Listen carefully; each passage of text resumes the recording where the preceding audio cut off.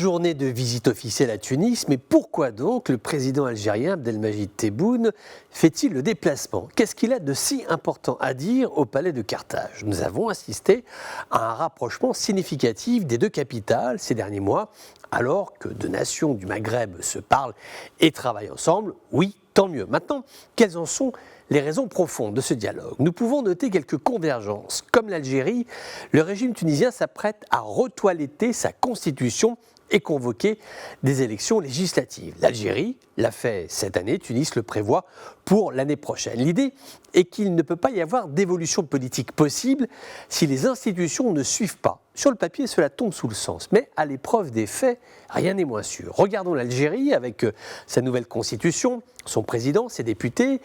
Si nous nous tenons aux événements des derniers jours, que disons-nous ?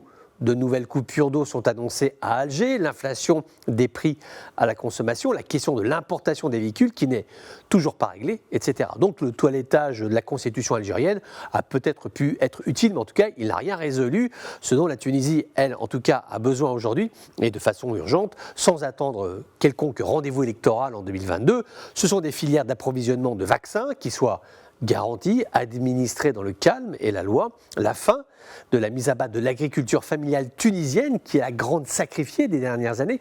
On n'en parle pas assez, mais le monde agricole tunisien est dans une situation désastreuse, voire quasi à l'abandon. Et puis la Tunisie a besoin de retrouver la confiance des investisseurs étrangers, des grands argentiers de la planète Terre, la Banque mondiale, le FMI, l'Union européenne, qui ne sont absolument pas convaincus par ce qui se trame actuellement à Tunis. Il est intéressant de noter aussi qu'il existe un deuxième point de convergence entre ces deux pays, c'est la lutte contre la corruption. Alors pour Alger, c'est incantatoire, de longues tirades appelant à la probité dans un pays où l'administration est un dédale de coursive, où si l'on ne connaît pas le beau-frère du cousin de l'ami de ma sœur, on n'aura jamais le bon coup de tampon sur le bon papier. Et puis en Tunisie, cela se traduit par des opérations de police assez impressionnantes. Il y en a eu au moins 2 récemment, plus de 1000 Tunisiens impliqués dans des affaires différentes, de petite et moyenne importance, ont été arrêtés en l'espace de 24 heures et déférés devant les tribunaux. Est-ce que ces méthodes sont de nature à rassurer les amis et puis les pays observateurs de la Tunisie? On en doute.